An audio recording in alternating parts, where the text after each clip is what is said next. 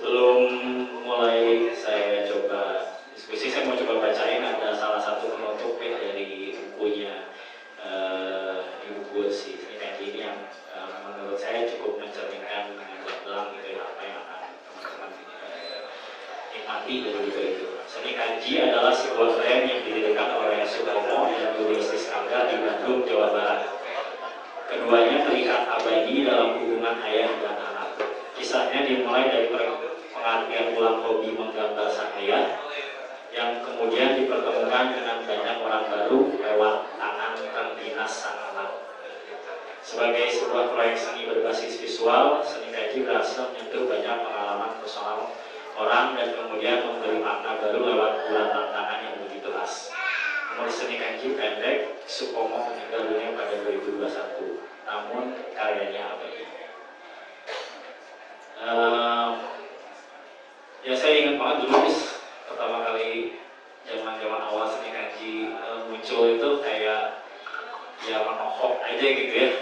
Dan dulu tuh pernah di Grammars tuh bikin live drawing ya di sudut itu dengan topi yang merah itu dan kacamata hitam yang sering mau pakai. Jadi waas juga ini. Pakai masker. Pakai masker. Parno banget ya.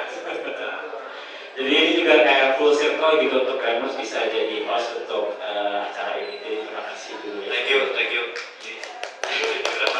banget. Oke, mungkin awal-awal kita ngobrol dulu terkait buku ini sebagai sebuah upaya dari banyak pihak ya, dari Binatang Press, dari penulis Mas Felix, dan dari Yus sendiri sebagai perwakilan Seni Kanji. Boleh disertai dulu mungkin bagaimana cara mendokumentasi atau memproses menyusun buku ini gitu ya, awalnya kayak gimana dan seterusnya.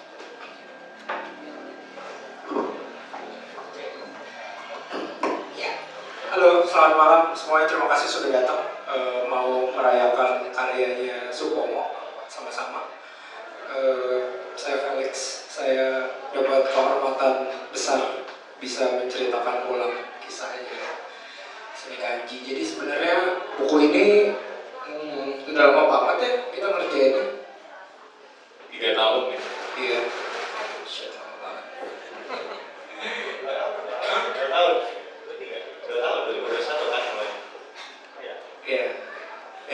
Jadi perlu beberapa tahun untuk kemudian bisa mempresentasikan hasil yang sekarang teman-teman lihat.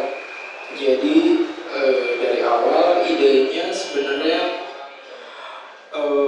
Binatang Press sudah punya ide buat bikin buku tentang Seni Kanji. Terus kita berdua dalam kesempatan yang random suka ngomongin gitu, coba deh cek ini segala macam. Jadi kebetulan mereka udah jalan duluan, terus tawarin ke gua sebagai mau nggak nulis, mau banget.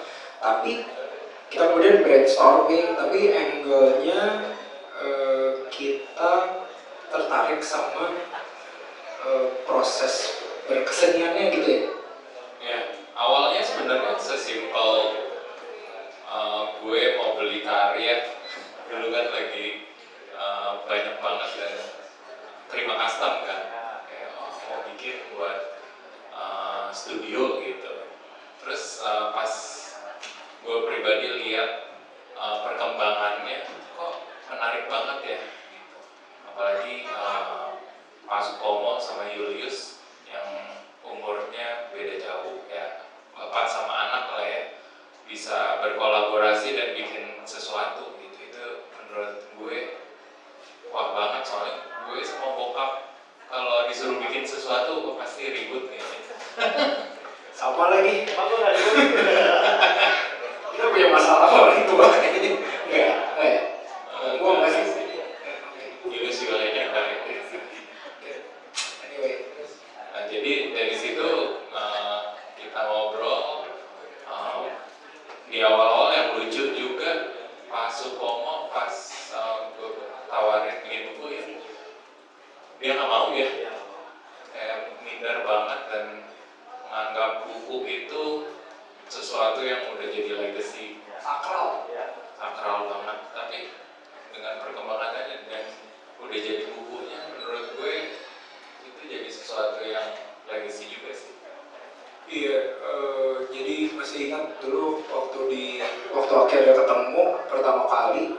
kita ngobrol lama ya, cuma 3 jam lebih deh, Ya, kurang lebih. gitu. Tapi 40 menit pertama gue di scan sama dia dari atas ke bawah, kayak ngomongnya pelan-pelan, terus kayak ini orang maunya apa ya kayak gitu. Suspicious sih. Iya. Kita berdua gitu malah ya, karena baru pertama kali ketemu langsung Ya, gitu ya. ya. Dan sekali-kalinya.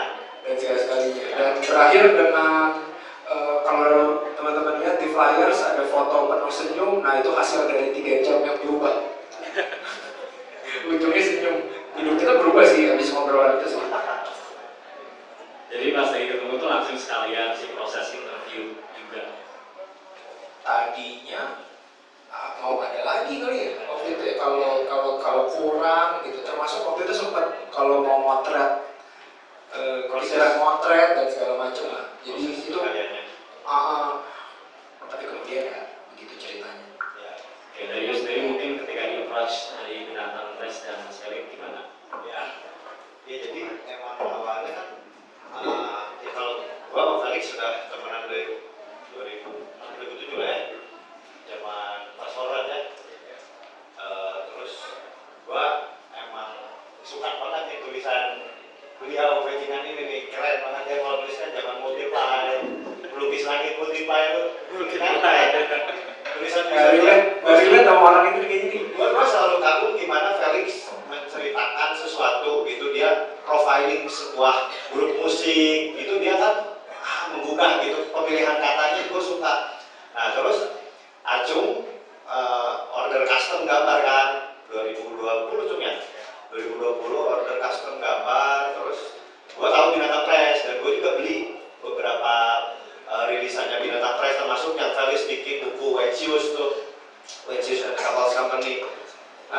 Ada siapa? Oh, bukunya ada di situ, bisa dibeli. Nah, jadi teman saya ini marketer sejati ya, jangan sampai lewat gitu. Nah, terus pas Acung order, wah dari Binatang Press ya udah jadi kenal ngobrol, terus order custom, terus beberapa kali order custom, terus akhirnya kita ketemu, terus ada ide, gue pengen ngangkat profiling bokap lo, gue pengen bikin buku tentang seni kanji. Di situ kan awalnya belum ke mention tuh tentang penulisnya Felix. Terus ya udah, gue sih menyambut aja, ayo gas lah gitu, ayo. Terus dari situ kita jadwalin ntar biar pas ke Bandung gue tauin sama bokap. Kebetulan kan bokap rumahnya nggak jauh dari gue lah. Nah, di satu kesempatan akhirnya terus Acung dan teman-teman Binatang Press ya kita udah meeting tuh ya, Zoom ya. Terus akhirnya tercetus lah, Yus ntar yang nulis Felix Das. Gue langsung 100% approve, oke, siap kan. Agak Felix yang nulis, siap, cocok banget kan.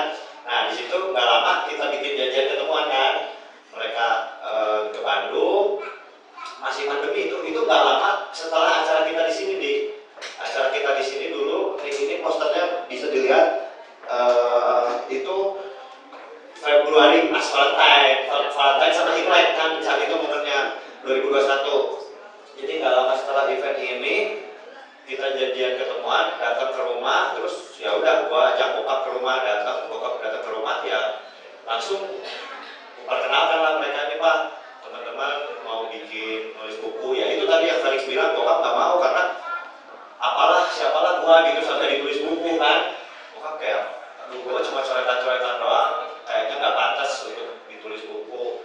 Masih banyak figur-figur hebat lainnya untuk ditulis buku, cuman ya akhirnya mereka pendekatannya jago juga nih. Akhirnya bokap mau Acung speaker bahaya, jadi luluh deh. Terus ya tadi kalau lihat di video itu diam-diam direkam kan, kalian record kan, tiba-tiba naruh handphone di record kan. Manuvernya halus sih. Kan?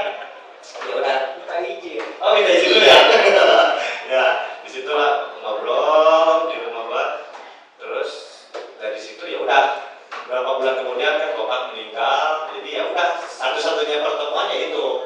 Sisanya ya mereka ngolah dari bahan interview singkat itu, ngolah jadilah buku yang bisa kalian dapatkan ini gitu.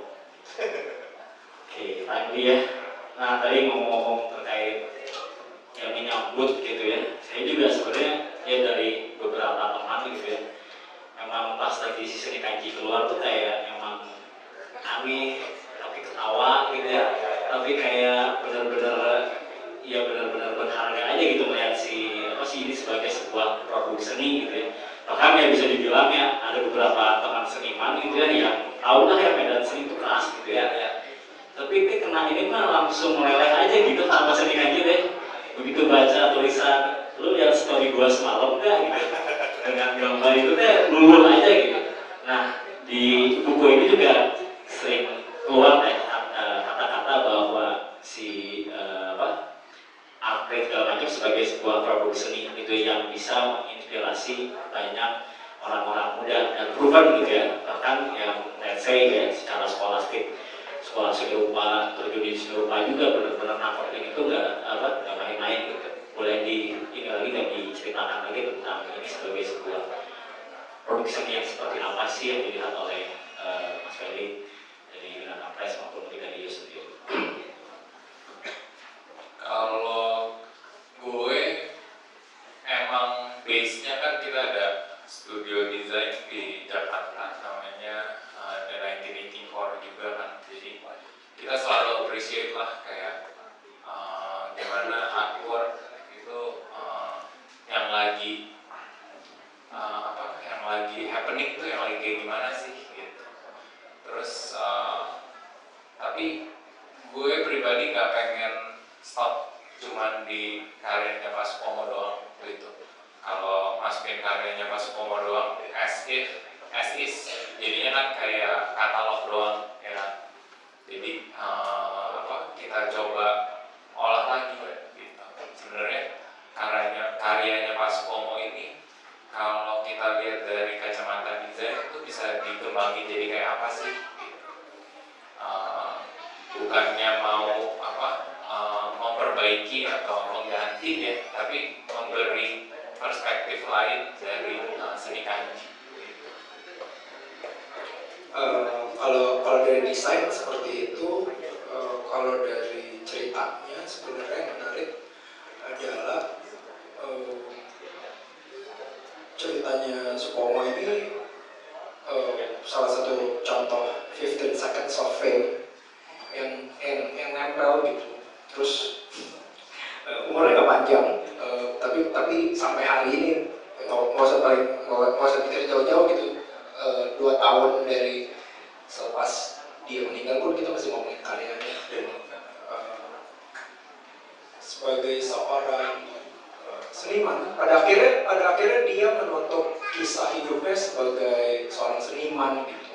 Kalau menurut kita, karena semua prosesnya komplit gitu, mulai dari security-nya, suka bergaul sama seniman kan hidupnya insecure. Insecurity-nya, lalu kemudian kemampuan mengubah hidup orang, banyak loh yang hidupnya diubah sama Supomo gitu lewat garis, termasuk mempertanyakan kolega seniman ketika dia menggunakan medium spidol snowman. Wah itu macam-macam kayak kesenian Adiluhung, enggak dulu ya, pakai snowman nih gitu. Dan signature-nya kan sebenarnya jadi super khas karena nggak semua orang ternyata lihai menggunakan snowman gitu sebagai medium. Mungkin dia pakai cat minyak banyak, pakai akrilik banyak dan lain sebagainya, tapi sampai ke hal-hal detail itu yang sebenarnya kita juga beberapa kali terlibat diskusi yang mungkin secara teknis agak berdebat ya mengenai. Jadi kadang-kadang kayak contoh paling akhir adalah gua misalnya memveto di depan gak usah pakai gambar, terus kemudian dia enggak, nih stitchingnya harus begini. Jadi proses-proses itu pun ternyata membuat kalau gue pribadi merasa wah gila ya, ini efeknya dahsyat juga ya, sampai udah gone juga dia masih membuat kita masih memantik sesuatu gitu. Dan itu sebenarnya pelajaran yang sangat indah gitu buat orang yang suka sama kesenian. Tapi kalau ditarik lebih jauh lagi, gue ngelihatnya mungkin yang kita bisa pelajarin dari Pak Supomo, overcoming insecurities-nya itu loh. Buat kita seniman gitu kan, itu sesuatu yang kita khawatirin banget. Karya kita yang gue buat sebulan atau lebih itu bisa diterima nggak sih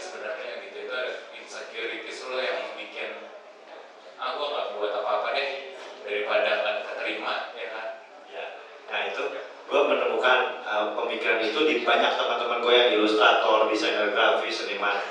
Bokap gue tuh kan nggak ngerti kaidah seni rupa sama sekali, jadi bener breakthrough aja. Jadi ya udah gue kerjain aja ya, bodo amat gitu kan, nggak pakem seni rupa apa tuh nggak paham. Beda itu ya, itu dia jadinya jujur beda ketika teman-teman yang memang studi, emang belajar seni rupa kan jadinya ya itu jadinya muncul insekuritas ngelihat gimana nanti karya gue diterima nggak sama orang gitu. Nah, bokap gue sama sekali nggak mikirin itu, dia pun nggak main sosmed kan, jadi semua dari awal gue bikin Instagram semua bokap ya taunya, "Pak, ini quotes ini silahkan papa ilustrasikan." Ya itu jadi seperti itu, walaupun ya panjang, banyak drama dan perdebatan lah dalam prosesnya ya. Tapi banyak juga yang memang dari satu quotes yang gue kasih, bokap bener-bener bisa menggambarin tanpa gue brief. Ada juga beberapa gitu. Jadi kalau ini ada sedikit nanya teknis juga nih, karena mungkin menarik juga bisa diketahui ya.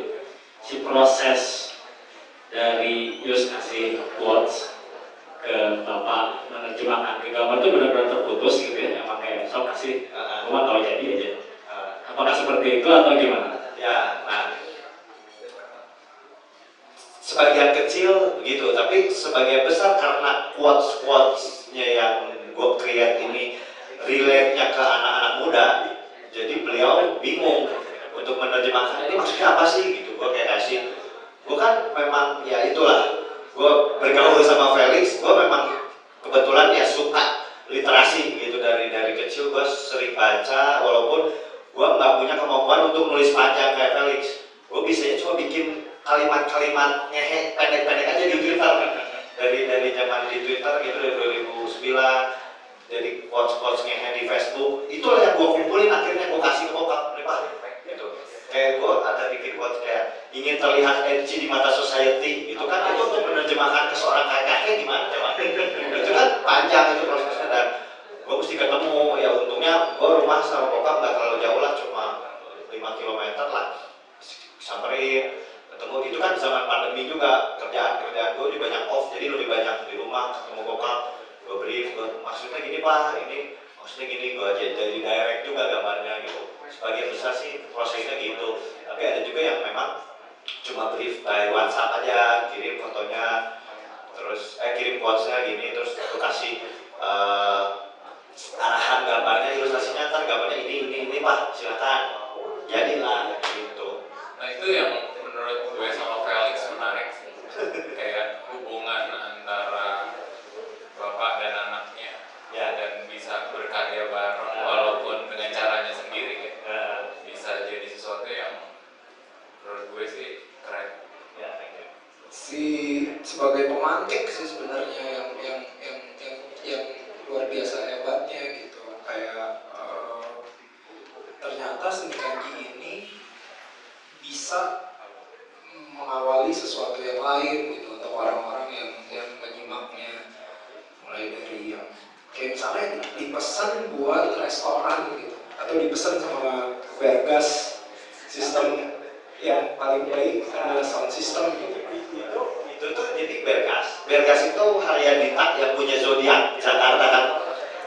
Nah ini jadi cerita dikit tentang waktu itu gimana Ardo mengapresiasi seni kanji. Terus Ardo bilang, Yus kita bikin acara buat bokap yuk, orang kayak ulang tahun ke bagaimana. Dia bilang gitu awalnya. Gue bilang anjing dong, kalau Ardo yang bikin mah gue hayu lah, gas lah. Waktu itu Gramas baru tuh. Ya. Gue tempat baru nih, Gramas memang ya pas gue lagi kesini ketemu depan tuh ngobrol, udah kita bikin yuk seni kanji. Ya udah. Nah saat itu gue bikin, gue bokap akhirnya menyiapkan 20 karya khusus untuk acara ini. Itu waktu itu obrolan tuh di bulan Januari awal 2021. Ya udah kita bikin, nyari nggak lama lah gue ngobrol sama Ardo, kita cari tanggal. Ya udah bulan depannya Februari. Ya udah pas nih lihat kalender, Imlek sama Valentine beda sehari itu saat itu kan. Ya udah kita bikin, jadi kolaborasinya Gramas sama Bakmi Cokin. Bakmi Cokin baru jadi itu, baru seminggu ya. Alvin bikin Bakmi Cokin, terus ya udah kita kolaborasi bertiga. cari tema, akhirnya keluarlah jalinan kasih. Jadi Imleknya itu siok kerbau, kerbaunya lagi makan bakmi. Terus jalinan kasih, jadi mie-nya membentuk hati karena tema Valentine. Itu kita hajar aja, tabrakin. Ya udah jadilah ini.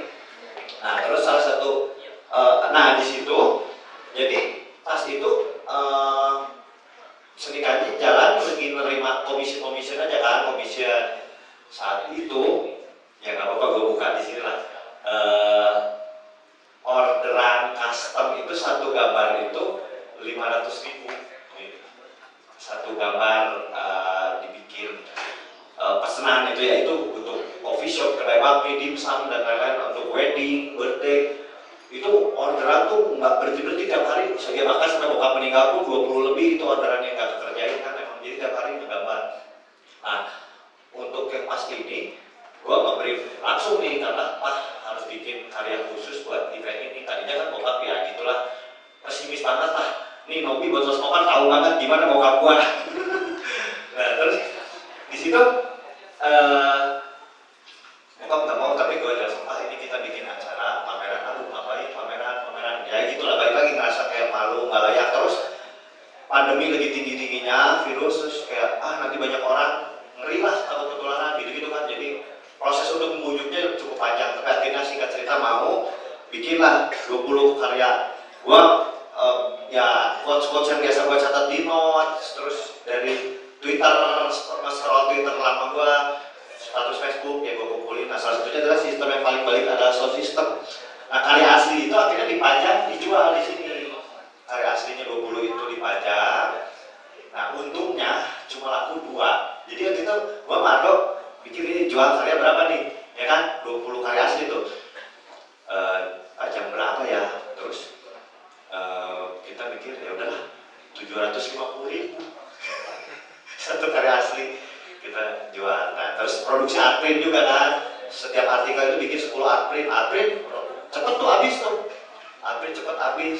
Nah biar gas beli karya yang sound system itu dia udah beli ya art printnya. Terus nanya, itu karya aslinya dijual berapa? 750.000, mau? Belilah dia.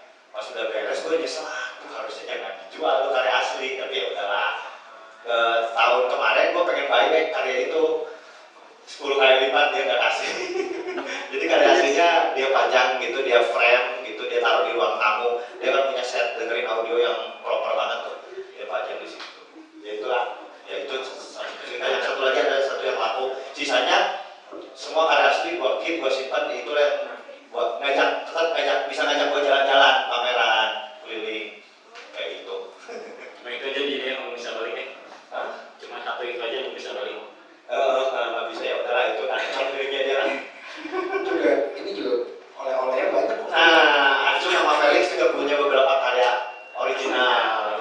Jadi waktu wawancara tiba-tiba kita suka melihat gitu kan, kita emang pas Upomo doang yang bisa scanning, emang kita nggak bisa scanning balik.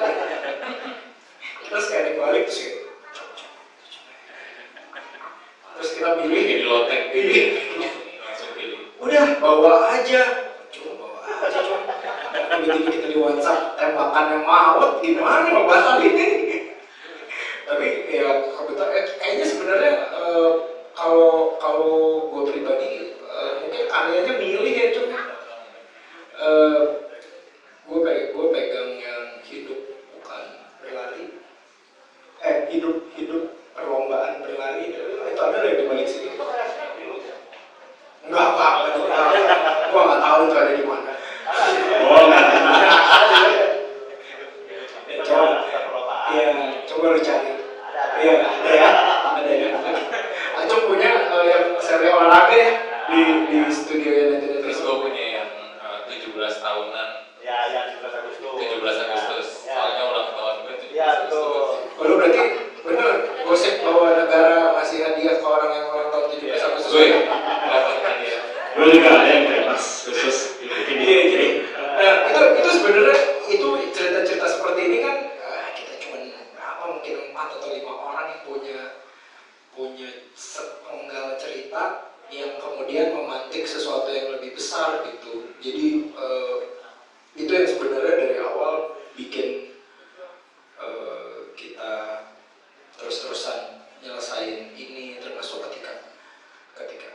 waktu wawancara dilakukan kan kita pikir wah ini lagi naik nih segala macem, pasti wah bakal ngabret nih, nanti bakal begini begitu.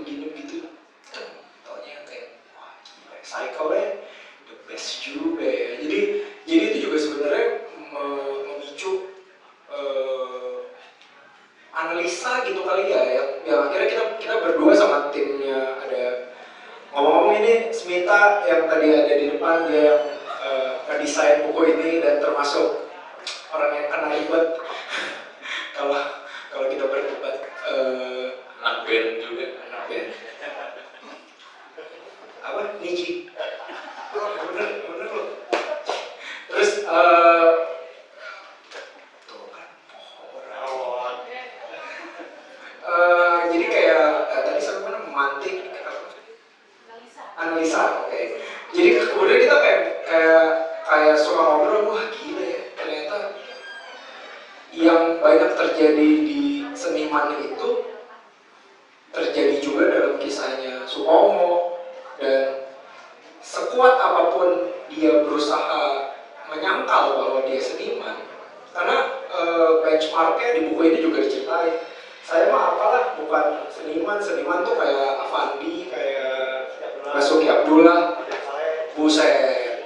Dalam hati kayak mikir, wah itu ada kali yang tangga ke 8, 7, 6, 5, kayak saya banyak kan gitu. Maksudnya seniman tuh gak cuma yang segitu ya. Mungkin ini bagian dari tadi menjelaskan kayak edgy di mata society, oh ya kayak benchmark gitu. Tapi sebenarnya dia sudah melakukan satu pemberian contoh ke publik bahwa ya udah lo jalan aja gitu. Ini nyambung dikit nih sama obrolan tadi lah, ada sebelum si proses terkait si literasi. Kan kita tahu sendiri si seni kanji itu kayak kuat dengan waktu punchline-nya gitu ya, kayak kata-kata pendek gitu ya, yang kuat. Nah ini sebenarnya mau ke Mas Felix sih, dengan karakter seni kanji yang waktu punchline gitu, kemudian harus dibukukan, dalam artian perlu diperpanjang kan ya, si kata-katanya gitu ya, atau misalnya ceritanya gimana.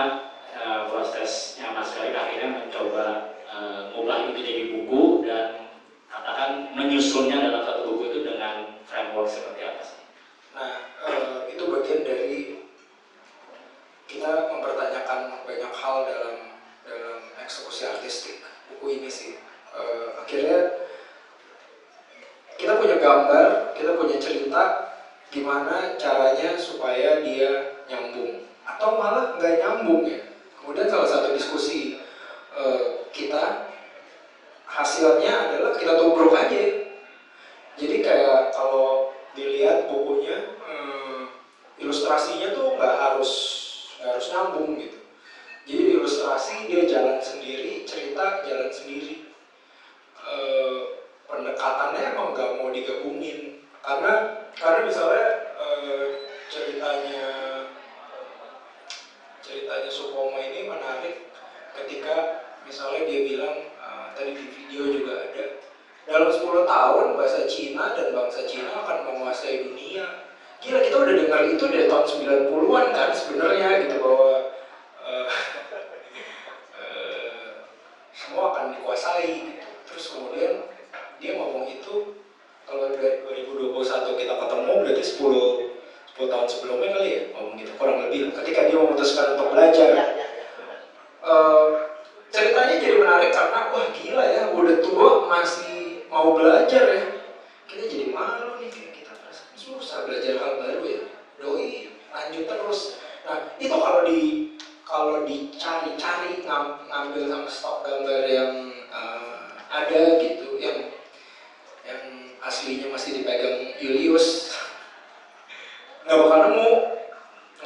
Tapi cerita itu wajib kita ceritain karena ketika kita ngobrol, wah gila ya, ini inspirasinya banyak banget yang mungkin nggak nyambung. Jadi mungkin Acung bisa menjelaskan kenapa secara teknis visual kita tubruk aja gitu sama konten. Dan mungkin menjelaskan dikit, buku itu dibagi jadi 8 chapter ya. Apa kan? Benar ya? 8.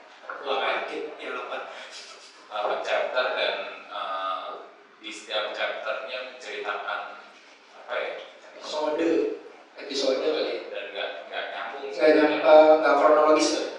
dan itu sangat personal sih. Jadi ada yang menceritakan pas Komo waktu kecil ya, Iya. terus ada yang menceritakan tentang inspirasinya berbahasa Cina atau berbahasa Mandarin, terus sampai hubungan ayah dan anak.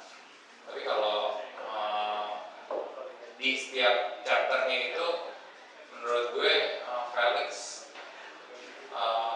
sangat apa ya, menceritakan dengan nggak terlalu serius tapi juga sangat mudah dibaca seperti yang Karis bilang tadi. Buku Boker bukan sesuatu yang lo bakalan bosan bacanya, tapi bisa sangat mudah diterima. Ada banyak background sebenarnya menarik ya, kayak contohnya Supomo besar ketika 1965 terjadi di Indramayu. Dia bercerita bahwa dia menggambar di rumah-rumah kosong yang ditinggalkan, yang dia nggak tahu kenapa itu rumah kok kosong ya. Terus temboknya jadi abandoned, dia bisa ngegambar dan lain sebagainya. Terus waktu itu gue bertanya, ini kenapa 1965 hilang orang-orangnya atau gimana? Dia kayak ragu-ragu. Itu khas banget orang era itu ya. Kalau ngomong politik tuh agak penuh keraguan gitu. Terus kemudian ternyata ada faktor itu. Tapi kemudian itu sebagai background tapi kan nggak penting ceritanya gitu. Yang penting adalah dia mulai tergambar di rumah-rumah kosong dan jadi ngebelahnya gitu. Atau kemudian ketika dia sama Julius berdiskusi tentang udahlah lu stop aja kerja sama orang, lu capek nggak ngapa-ngapain. Ini kejadiannya tahun berapa? 2000-an. Stop. Itu setelah gua mulai punya duit buat modalin. Jadi kan bokap gua memang ya SMP kan nggak lulus, terus kerja sama orang terus. Kerja sama orang sepanjang hidupnya gitu. Yang lamanya tuh kerja di dealer mobil, terus di dealer motor, terus terakhir di pabrik. Dan belakangan gua tahu gawenya itu emang gawe yang dipergunakan tuh ya otot dan tenaga. Bukan umur dan 64, jadi nge-QC baju-baju anak untuk diekspor ke Afrika di pabrik garment, ngangkutin karung dari atas ke bawah gitu.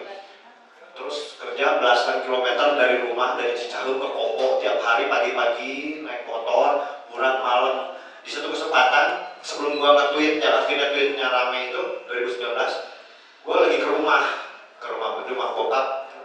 Bokap tinggal sama nyokap berdua kan, karena gua udah pisah rumah dari zaman kuliah. Adik gua juga udah tinggal nggak di Bandung dari 2009. Jadi di rumah cuma bokap sama nyokap. Pas gua ke rumah si mama ya jam 7 malam, bokap belum balik, hujan deras saat itu. Lah, si papa jam segini belum balik? Ya memang jam segini mah pasti belum pulang ya. Setiap hari juga pulangnya jam 7:30, jam 8. Kebayang berangkat dari rumah jam 7 sampai rumah jam 8 malam. Nah setiap hari rutinitasnya kayak gitu dan dia memang nggak punya pilihan lain. Terus juga nggak punya kehidupan sosial. Bokap gue dari gua kecil yang gua tahu dia mengurung diri di kamar dengar musik sama coret-coret di kertas bekas. Udah di kertas bekas dari di kantor, bekas salah ngeprint gitu, kertas HVS atau bekas kalender belakangnya dia pergunakan itu untuk menggambar. Bahkan di setiap kesempatan bokap diem itu pasti menggambar.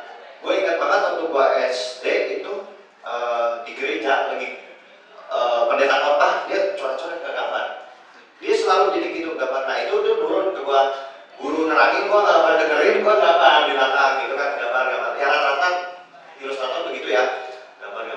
Nah bokap gue sampai masa tuanya begitu terus saat itu gue belum kepikiran bikin seni kanji. Gue cuma dari dulu pengen ngusahain bokap di usianya yang udah senja. Gue udah jadi seorang ayah nih, gue udah mulai perhatiin, wah gini rasanya jadi seorang ayah sayang ke anak gitu, berjuang demi anaknya supaya nggak susah lah. Ternyata bokap gue sekerja keras itu, sehard work itu. Dulu kan gue nggak pernah mau ngobrol, susah lah untuk komunikasi karena emang nggak bisa nyambung gitu kan. Dengan kepesimisannya dia, gue kayaknya nggak ada value yang bisa gue dapat. Gue ngobrol sama bokap, gue selalu mikir gitu. Terus juga bokap memang selalu bilang, kamu jangan kayak papa tuh gagal. Selalu berulang-ulang ngomong kayak gitu. Jadi selalu bikin supaya anaknya 180 derajat nggak kayak gue. Selalu bilang, kamu jangan kayak papa tuh gagal. Selalu gitu. Nah terus pas yang hujan deras itu kan gue ya kasihan juga ya bokap. Pulang tuh bener basah kuyup. Terus di situ gue mikir gimana caranya nih untuk gue modalin pengen bikin usaha gitu, selalu nggak mau. Jadi ada pernah beberapa kali kayak ya udah mau lah kita bikin ada jualan kuliner gitu, bikin makanan kemasan, nanti gue yang bantu jualin di sosmed. Baru malamnya oke, besok paginya udah bilang nggak mau ah. Dia selalu bilang nanti rugi, gagal, buang uang, udahlah papa sampai mati kerja gini aja. Dia bilang gitu, kerja di pabrik gitu. Nah di situ gue mikir aduh gimana ya. Terus gue kan ya udah punya portfolio moles talent lah, ngurusin artis manajemen, beberapa talent. Terus ini saatnya bokap gue eksploitasi talentnya aja, gue pikir gitu. Udahlah ya udah gue bikin Instagram apa namanya biar gampang, seni kanji ya, karena lagi banyak ngegambar ilustrasi. Kalau ilustrasi kan dari dulu ya gambar random aja gitu ilustrasi, tapi saat itu lagi ngulik huruf Mandarin. Dia dulu sempat kursus bahasa Mandarin 6 bulan gitu sama orang Taiwan. Itu pun dibiayain sama bosnya gitu. Belajar dari situ dia ngulik-ngulik, buka kamus, beli kamus di Palasari, ngulik-ngulik, tulis huruf Mandarin gitu. Gitu aja. Dari situ gue bikin kayaknya ilustrasi bokap ini kalau digabungin sama quotes Mandarin, sama huruf Mandarin, terus gue kasih quotes yang nyeleneh, lucu jadi satu entitas baru. Dan akhirnya ya gitulah. Jadilah ya kurang lebih ya itu kecetus spontan aja. Jadi kalau secara garis besar ya, di isi buku itu sebenarnya juga ada semacam biografi ya, yang kemudian digabung sama cerita proses berkeseniannya dan ditabrakkan dengan si katalog dari karya Pak Supomo. Betul. Oke, udah sekitar berapa menit? Habis file-nya. Oke, mungkin dari rekan-rekan dulu kali, siapa tahu ada yang mau bertanya ya? Ada yang mau bertanya tentang bukunya atau mungkin ada yang mau bertanya tentang seni kanji sendiri seperti ada. Kalau malam ini ada jatah apa? Unprint katanya. Ya, ada 20 tapi nggak tahu udah habis atau enggak. Soalnya tadi udah banyak katanya yang beli. Bisa pulang. Habis ya? Itu bercandaan bentor ya. Dagangan laku apa enggak? Laku. Bisa pulang. Waduh. Ada yang mau nanya? Silakan. Nah ini ada yang support Stella Pastry. Nah ini Selamat malam semuanya. Malam. Ya, kalau yang udah berdiri boleh duduk di bawah ya. Kayak kita. Gue kompres ya. Gue pas lihat bukunya keren banget. Keren. Terus tadi kita udah main bola buku pertama. Gue cuma mau nanya ini sih. Mungkin ini nggak ada konteks dengan si buku, tapi Yus, kalau misalkan ya Yus ya, sekarang nih bokap lu ada di sini nih. Dia kira-kira akan responnya apa sih gitu? Dan ada nyokap lu juga kan, yang kembar kan gitu. ya. Dia akan ini nggak sih, kayak melihat lu kayak satu apa ya? Bukan, kan lu kan selalu bilang gagal gitu ya. Maksudnya ini jadi barometer kalau bokap lu ada nih ya. Ini jadi ngeliat satu yang tanda kutip lu breakthrough nggak sih? Sukses lah bagi seorang Yus anaknya gitu. Wah, nggak jauh lah. Kalau oke, terjawab ya. Thank you pertanyaannya. Kalau sukses, kalau buat gue ya ukuran sukses tuh jauh banget gitu. Dan ya untungnya gue senang banget belajar hal-hal baru gitu. Tapi setidaknya ya ini satu titik pencapaian baru buat nama bokap gitu berkibar. Ya sayang ya, itu semua kredit harusnya all goes to Pak Supomo, harusnya dia yang ada di sini. Tapi ya gimana? Kayak setelah bokap meninggal tuh kayak kok cepet banget ya Pak gitu. Momen-momen kebersamaan gua bisa ngobrol itu ya cuma di seni kaji ini. Sebelumnya tuh gua ditanya saksi hidup nyokap gua dari kecil kayak nggak bisa ngobrol sama bokap gitu. Kayak selalu gue benci dengan pesimisnya dia, dengan nggak apa ya, dia selalu menyimpan kepahitan dalam hidupnya karena dia gagal dalam studi. Dia cuma lulusan SD, kerja begitu aja, terus nggak pernah mau ngobrol sama orang, nggak bisa basa-basi, kaku. Makanya coba bisa ditanya Felix sama Acung, bokap gue kaku banget kan pas awal. Tapi akhirnya setelah gue temenin gue ngobrol bareng, akhirnya baru cair. Awalnya kaku banget. Soal humor tapi gitu. Nah, akhirnya garing. Nah, jokes ya. Ya namanya juga gap zaman. Iya, enggak, tapi yang gue lihat bokapnya temen gue gitu yang diidolakan gitu, yang jadi sesuatu yang jadi dibanggain, enggak gitu, bisa ngeblend, bisa ngeliat setidaknya ketemu orang tuh bisa pintar nyari topik ngobrol. Nah kalau bokap gue nggak bisa, ya, yang dia tuangin imajinasinya ya di gambar kayak gitu. Jadi emang sulit lah bisa ngobrol sama bokap. Beberapa ya temen gue yang akhirnya kita bisa kolaborasi, kayak tadi ada si Bres tuh barusan, tapi nggak tahu udah cabut, yang punya berak. Dia tuh yang memang fotografer analog kan ya, ini foto-foto bokap itu semua karyanya Bres, foto analog. Gue udah bilang dari awal bokap gue kaku, jadi jangan kaget kalau dia jadi bisa kayak gini. Kalau misalkan kita sebagai manusia normal misalkan datang ke rumah orang disuguhi makanan, disuguhi makan, lu masak nih, terus ternyata rasanya kurang enak, tapi kan ya mau nggak mau coba habisin, gimana? Oke, nah, bisa gitu. Bokap gue bisa bilang nggak enak, bokap gue bisa bilang to the point aja, nggak suka, nggak enak, bisa gitu. Jadi emang nggak ngerti caranya basa-basi itu gimana. Jadi makanya ketika diajak pameran nggak mau, susah, malu gitu-gitulah. Terus ditulis buku juga nggak layak, nggak mampu. Terus bahkan disebut seniman pun dia kayak ngerasa gue bukan seniman, gue cuma coretan pakai spidol doang gitu. Tapi pas akhir mau dia dibilang seniman. Iya, akhirnya ya setelah gue acem. Jadi kalau begitu, tapi ya gue baik lagi berterima kasih banyak sama Binatang Press, sama Felix Da, sama Grammar sekalian yang bener-bener kalau nggak ada kalian ya mungkin ceritanya bakal lain ya. Jadi ya si seni bahasa marketing nih. Udah berapa orang yang begitu? Gitu, thank you. Ya gitu. Siap. Oke, lagi mungkin.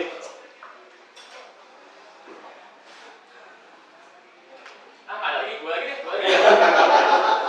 Boleh. Kalau 3 kali WhatsApp aja ya. Siap, oke. Dua pertanyaan ya. Jawab satu kalimat ya. Oke, yuk, lu melihat situasi ini, pertama, ayo happy. Ya happy. Iya, gue happy lah. Satu kalimat ya.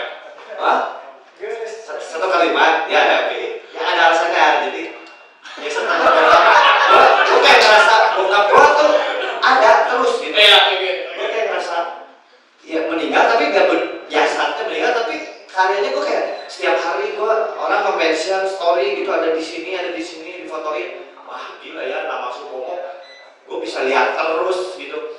Ya, random gitu gue di acara di konser musik orang pakai kaosnya seni kanji, kayak ya nggak nyangka bisa sampai sejauh ini gitu. Tadinya kan memang ya iseng doang ya saya pengen happy lah ditulis buku Ya, oke. Bro, gue respon dulu ya.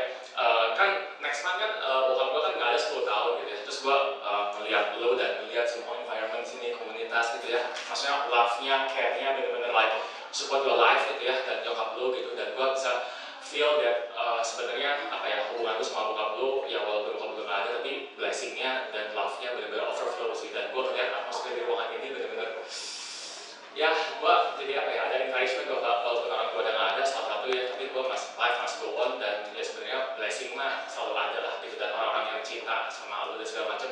Lu bayangin lu bisa ngumpulin orang 100 orang di parkiran yang sesempit ini gitu, lu like you know, lu semua bokap lu bener-bener wah hebat sih, bener-bener kayak jadi testimoni lah gitu. Oke.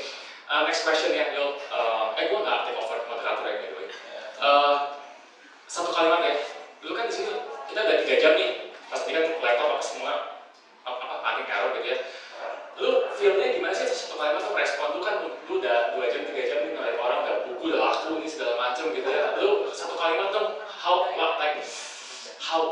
do you feel gitu? Maksudnya kalau lu grateful, lu gimana sih responnya kata-kata itu? Lu mau kata-kata yang lainnya juga apa sih kok jadi admin berikutnya sih? Oke, thank you ya bro ya. Congrats masih Thank you. Ya, makasih ya. Ya sekalian makasih juga teman-teman yang datang nih, Gracia dari Jakarta, terus teman-teman semua Bob, HW, Jaka, Ryan, teman-teman iClick, Bunga dan semua ya. Makasih banyak ya. Kayak Seni Kanji dan Mas Supomo dan karya-karyanya itu akhirnya bukan jadi milik gua doang, milik Cung. Akhirnya banyak orang yang tadi kalau lu bilang mengubah hidup banyak orang, dan ternyata gue menerima banyak pesan kayak gitu. Banyak orang yang nangis pas bokap gue meninggal, terus yang nggak kenal, terus orang yang memang ya random nggak kenal tapi beli karyanya terus akhirnya diubahkan dari baca quotes, dari melihat ilustrasinya, dari gambar, dari dengar kisahnya, terutama tadi berkarya di usia tua. Banyak anak-anak muda yang ngerasa, gue di umur segini masa sih ogah-ogahan untuk apapun ya, bukan untuk cuma berkarya. Melihat bokap gue yang udah kakek-kakek masih semangat gitu. Dari situ gue belajar banyak hal, dan ya itu tadi di momen-momen gue berkolaborasi sama bokap bikin Seni Kanji ini, gue kayaknya the best part of my life tuh di situ ya. Kayak ini saatnya gue berbakti nih sama bokap nih. Selama ini gue dari kecil selalu ribut, menentang, beda pandangan sama bokap, ngecelain bokap gitu, kayak nggak kehitung lagi gue bikin bokap gue sedih. Tapi di saat-saat terakhirnya dia hidup, gue bisa dekat sedekat itu gitu. Gue ada momen-momen nyukurin rambutnya gitu kan, nggak mau ke barbershop saat itu, mari pandemi itu setiap hari jadi ngobrol, diskusi, tiap hari ketemu ya 2 hari, tiap hari ketemu deh, ngebrief misalkan by WhatsApp, tapi besoknya kan nganterin karya aslinya ke rumah gue, dia nganterin, terus gue yang scan, gue yang kirim ke pemesan. Jadi tiap hari mau nggak mau ketemu, bahkan sampai bokap meninggal itu ada di pangkuan gue bro. Bokap meninggal di rumahnya tuh, gue kira pingsan gitu, jatuh di pelukan gue, terus pas dicek nafasnya udah nggak ada, dan ternyata wah, ya terima kasih gue, Tuhan masih kasih kesempatan gue membaktikan diri gue sebagai anak gitu sama bokap di usia-usia terakhirnya. Ya semoga kalau bokap tahu tentang momen ini, Pak, ini bukunya udah jadi, Felix dan Acung udah bisa bikin buku yang bagus gitu. Semoga bisa jadi manfaat bukan cuma buat kita yang di sini, tapi buat orang di luar, dan mungkin bisa sampai nanti gitu. Dan oh iya, yang gua nggak nyangka juga banyak kayak beberapa mahasiswa desain grafis bikin karya tugas akhir tentang Seni Kanji. Ini ada yang kemarin dari Universitas ITS Surabaya gitu, lagi bikin skripsi tugas akhir tentang Seni Kanji. Ada beberapa kayak wah, ternyata bisa sampai diangkat menjadi studi gitu ya. Wah ya bisa pengen tahu gitu, boro-boro mikir ke sana. Ya itulah, ya ini miracle sih kalau buat ya gitu. Thank you juga guys. Mungkin kalian closing statement, atau misalnya ada pesan-pesan terkait bukunya atau beyond buku ini juga mungkin boleh dari Mas Felix atau Mas Acung. Simple aja, semoga buku ini bisa menginspire banyak artis di luar sana dan bisa ngajak kita untuk nggak takut berkarya.